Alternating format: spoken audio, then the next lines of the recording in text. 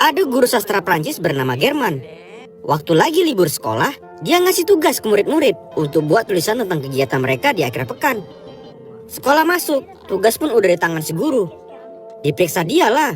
Banyak murid-murid yang dapat nilai C, D, F. Gara-gara tulisan dan ceritanya entah apa-apa nggak jelas. Hingga ada satu tugas murid yang buat dia tertarik dengan isi ceritanya. Nggak kayak tulisan murid-murid lain. Nama murid itu adalah Claude. Jadi dia buat cerita kalau dia jalan sekolah tahun ini, dia dapat teman baru bernama Rafa. Pernah waktu pulang sekolah, dia nengok ada anak yang dijemput sama orang tuanya. Ketengok dia kalau mama si anak ini cantik dan hot. Jadi sur lah dia. Wih, paten kali mamanya ah. Kebetulan pula tahun ini mereka satu kelas. Jadi tujuan si Claude berteman dengan si Rafa biar dia bisa kenal dengan dekat dengan mamanya. Dan akhir tulisan tugas ditutup dengan kata bersambung. Tulisan apa pula ini? Kok malah kayak cerita dewasa plus-plus? Walaupun kayak gitu, dia ngasih nilai A karena kalimat sastranya bagus-bagus. Keesokan hari waktu selesai ngajar, German ngasih tugas cerita lagi. Yang anehnya, si Claude udah selesai ngerjain tugas. Pas dicek, loh ternyata kelanjutan cerita tugas kemarin. Claude pergi ke rumah Rafa. Alasannya ke sana mau belajar matematika bareng. Modus. Ma, ini kawanku Claude, mau belajar bareng kami. Oh ya udah lanjutlah. Jangan sungkan-sungkan ya. Anggap aja kayak rumah sendiri. Wih, dapat lampu hijau aku.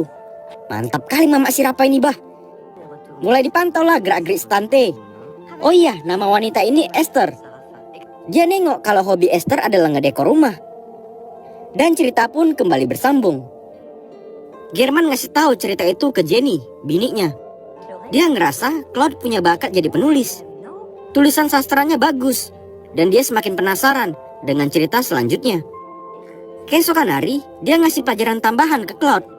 German ngasih tahu cara supaya bisa jadi penulis yang handal dengan alur cerita yang baik.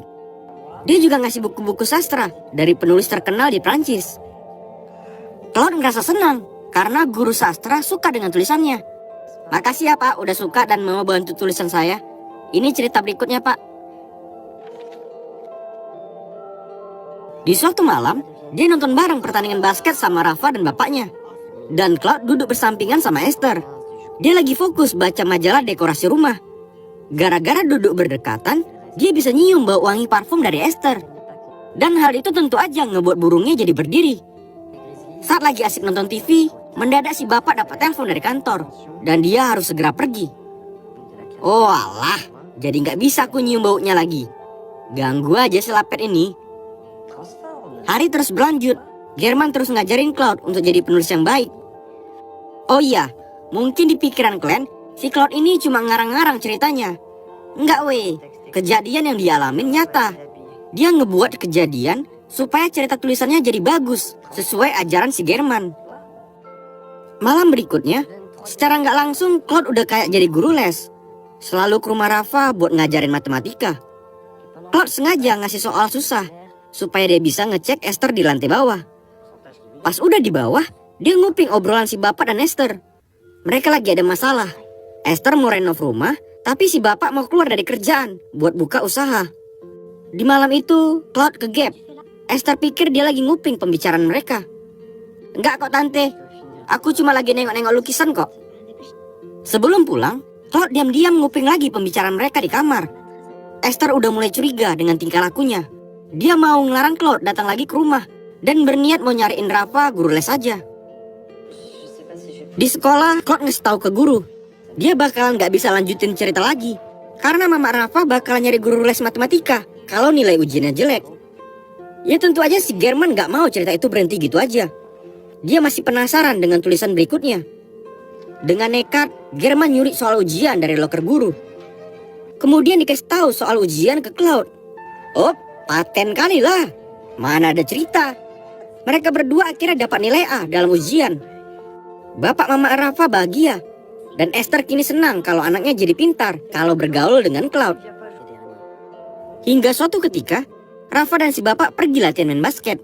Claude udah ngawasin dari jauh. Akhirnya aku bisa berduaan dengan Tante Esther. Ugaslah terus. Esther ngebukain pintu dan ngasih tahu kalau Rafa lagi pergi. Oh gitu ya tante, aku cuma mau ngambil buku matematika punya aku kok, ketinggalan di kamar dia. Ya jelas aja modusnya berhasil. Saat lagi dicari, mendadak Claude bilang, anting-anting tante mirip lah kayak punya mamaku, tapi sayangnya dia udah ninggalin aku dari kecil. Esther terharu mendengar kisahnya. Dengan sifat keibuan, sekarang Esther ngebuka dirinya untuk Claude. Hubungan mereka mulai terjalin. Dengan ilmu seni lukisan dan properti, Claude berhasil nyuri hatinya. German semakin suka dengan alur ceritanya. Karena terlalu fokus dengan tulisan Claude, dia sampai lupa buat ngasih jatah mantap-mantap ke bininya. Untuk ngerayain nilai A si Rafa, Claude diundang buat makan malam bersama mereka. Hubungan dia dengan keluarga itu jadi semakin dekat. Agar mereka nggak curiga dengan kedekatan dia dengan mamanya, Claude pergi nyamperin Rafa saat main basket. Hal itu ngebuat Rafa semakin senang bisa bersahabat dengan Claude.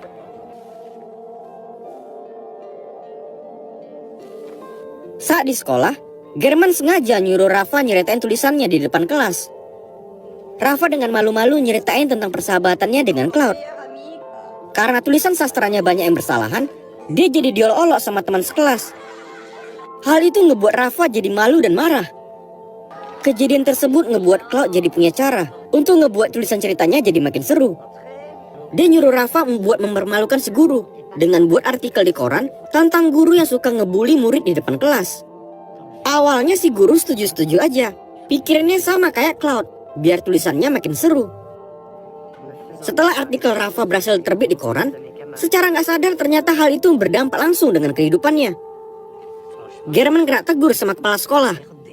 Abis itu bapak si Rafa juga datang ke sekolah. Hampir aja kena boga mentah mukanya.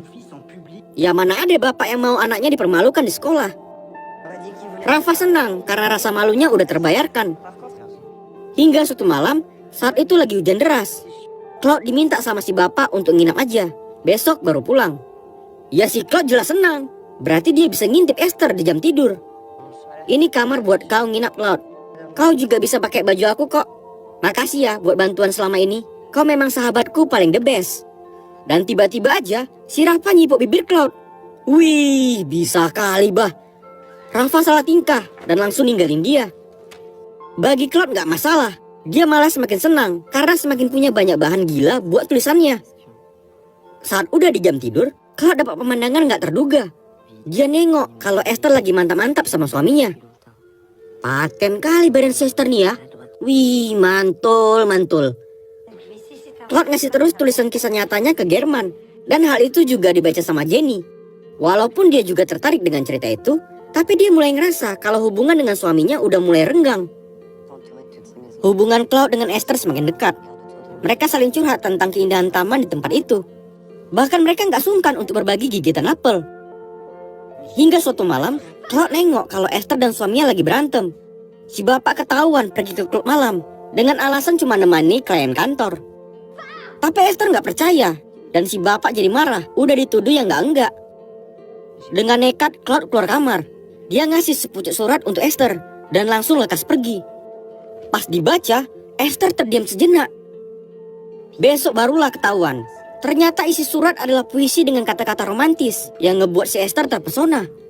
Hanya dengan tulisan sastra yang indah weh, di hari itu akhirnya Claude berhasil dapat cipokan dari Tante Esther. Beuh, gila kali si Claude ini memang. Wih, langsung liar tangan itu ya. Claude sadar kalau mantap-mantap mereka udah ditengok sama Rafa. Tapi dia gak peduli. Claude semakin liar dengan tulisannya. Dia kini gak ngikutin lagi saran dari si guru. Dia bahkan ngasih cerita kalau setelah nengok kejadian mantap-mantap, Rafa malu dan gantung diri di kamarnya. German langsung panik. Dia pergi ke sekolah buat ngecek apakah tulisan itu memang betul-betul terjadi. Ternyata si guru udah dikibulin. Rafa gak masuk sekolah bukan karena mati bunuh diri, melainkan hanya karena sakit flu. Cerita yang barusan sengaja dibuat si Claude biar si guru terpesona dengan isi ceritanya. Setelah ngikutin isi tulisan selama ini, akhirnya German nyuruh Claude untuk berhenti nulis tentang kehidupan nyatanya. Kelakuan Claude udah di luar batas. German sadar kalau dia selama ini udah ngedukung perbuatannya. Gak terima dengan suruhan si guru, Claude pergi dengan marah. Setelah Rafa sembuh dari sakit, dia nemuin Claude. Dia mutusin hubungan persahabatan mereka. Hah? Persahabatan apa yang kau maksud, Le? Malulah mamak kau karena punya anak homo kayak kau. Tahu kau?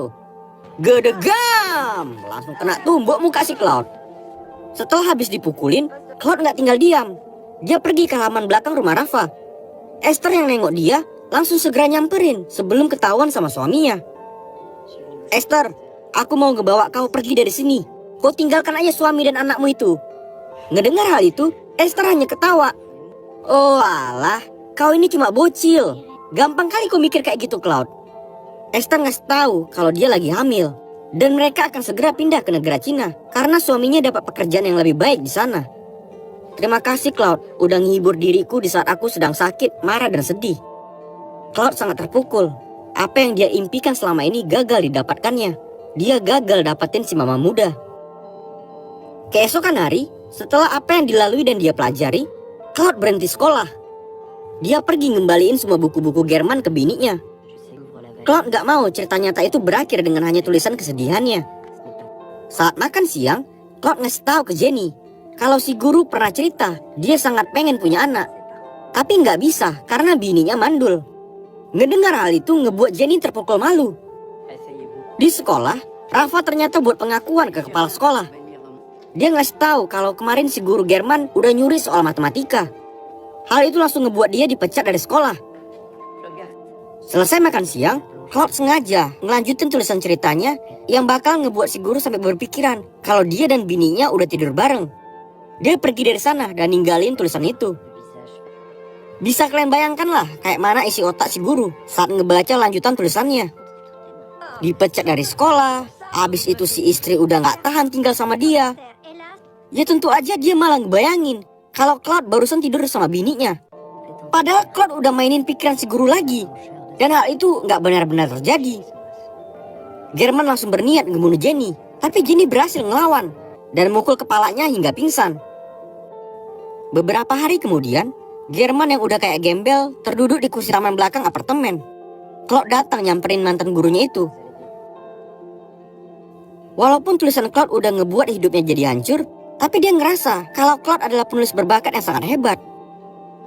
Pak, coba kau tengok aktivitas di seluruh jendela apartemen itu. Dengan bantuan ilmu sastramu dan keahlianku bergaul serta menulis, kita bisa ngebuat buku novel dengan kisah nyata yang sangat mengagumkan.